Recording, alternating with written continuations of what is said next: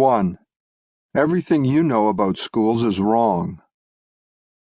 In 1909, a factory inspector did an informal survey of 500 working children in 20 factories.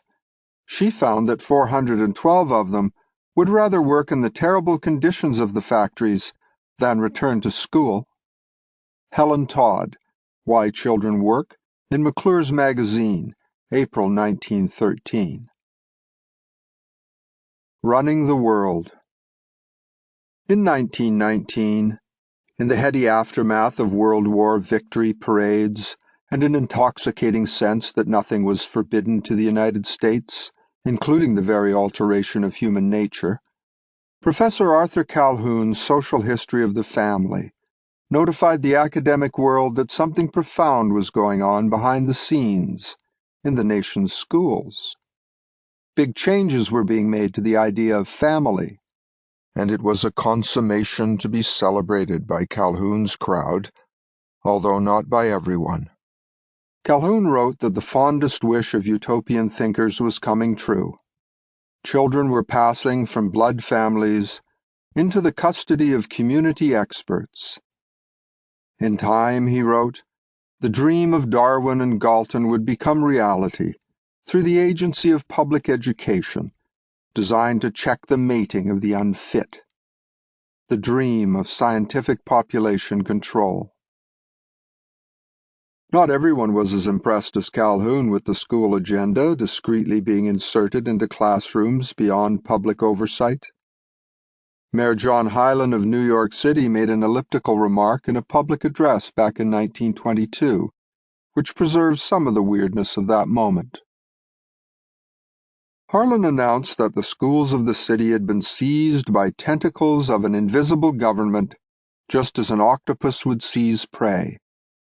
A pointed echo of the chilling pronouncement made years earlier by British Prime Minister Benjamin Disraeli, when he claimed that all important events were controlled by an invisible government, of which the public was unaware.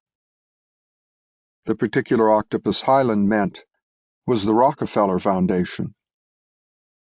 The 1920s were a boom period in compulsory schooling, as well as the stock market. By 1928, the book A Sociological Philosophy of Education was claiming, "It is the business of teachers to run not merely schools, but the world." A year later, Edward Thorndike of Rockefeller-sponsored Columbia Teachers College, creator of a curious new academic specialty called educational psychology, went on record with this dramatic announcement. Academic subjects are of little value.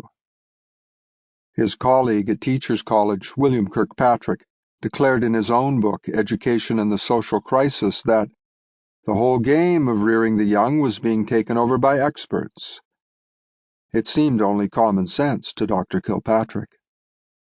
Family, after all, was a retrograde institution. Why should Mom and Dad know better than experts how to bring up baby? The control of human behavior.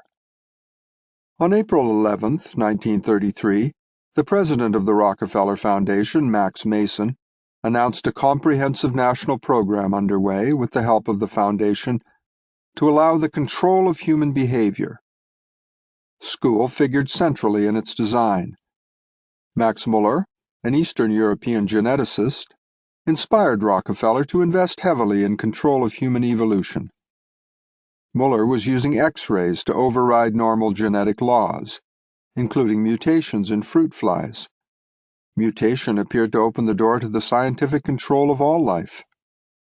In Muller's mind, as to Galton and Darwin before him, planned breeding of human beings was the key to paradise.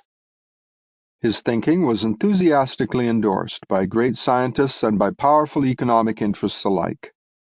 Muller won the Nobel Prize and reduced his scheme to a 1,500-word geneticist's manifesto, signed by 22 distinguished American and British biologists.